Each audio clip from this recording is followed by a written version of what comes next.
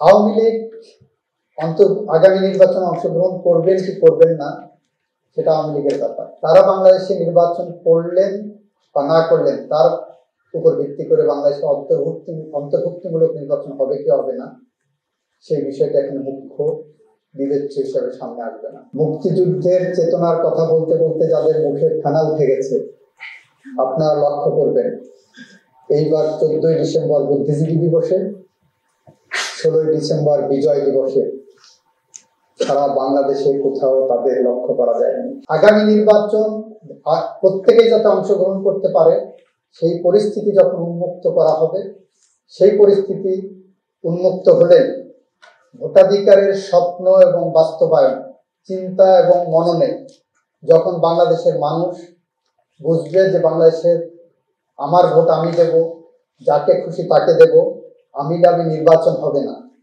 সেই পরিস্থিতি যখন তৈরি হবে তখনই এটাকে অন্তর্ভুক্তিমূলক নির্বাচন হবে।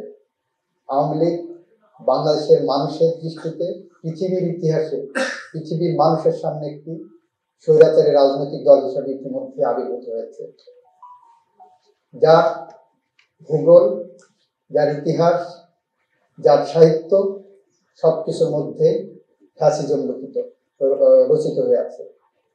তারা বাংলাদেশে নির্বাচন করলেন বা না করলেন তার উপর ভিত্তি করে বাংলাদেশে অন্তর্ভুক্তিমূলক নির্বাচন হবে কি হবে না সেই বিষয়টা এখন মুখ্য বিবেচ্য হিসাবে সামনে আসবে না।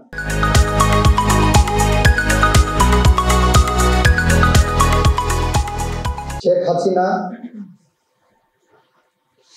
14 সালে, 18 সালে এবং 24 সালে নির্বাচনে যাদের জন্য নির্বাচন ব্যবস্থাকে হত্যা করেছে, যাদের জন্য সংবিধানকে হত্যা করেছে, সংবিধানের কবর রচনা করেছে, যাদের জন্য মুক্তিযুদ্ধের চেতনাকে নির্বাসনে পাঠিয়েছে,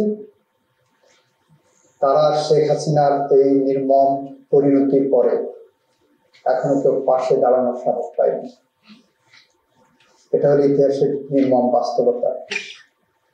মুক্তিযুদ্ধের চেতনার কথা বলতে বলতে যাদের মুখে ফেনা উঠে গেছে, আপনারা লক্ষ্য করবেন এইবার 14ই ডিসেম্বর বুদ্ধিজীবী দিবসে, 16ই ডিসেম্বর বিজয় দিবসে সারা বাংলাদেশে কোথাও তাদের লক্ষ্য করা যায়নি।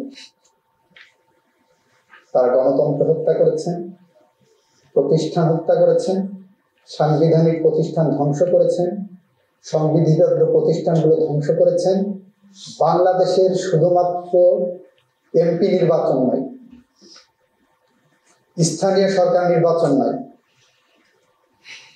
বার অ্যাসোসিয়েশনের নির্বাচন নয়, বার কাউন্সিলের নির্বাচন নয়, এমনকি শ্রমিক সংগঠনগুলোর নির্বাচন ব্যবস্থাকে ধ্বংস করা হয়েছিল। যেখানে কারো ভোট দেওয়ার অধিকার ছিল না, যেখানে প্রার্থিতা ঘোষণা করার অধিকারও হরণ করা হয়েছিল, যেখানে মানুষের মৌলিক অধিকারকে, যেটাকে ইংরেজিতে বলে স্ট্রাঙ্গুলেট করা, শ্বাসরোধ করা, কণ্ঠরুদ্ধ করা হয়েছিল।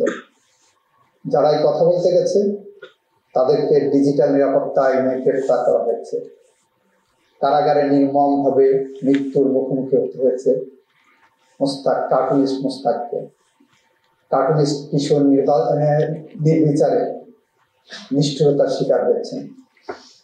এমন একটি পথ পরিক্রমা অতিক্রম করে এসে আমরা 24শে জুলাই বিপ্লব পেয়েছি।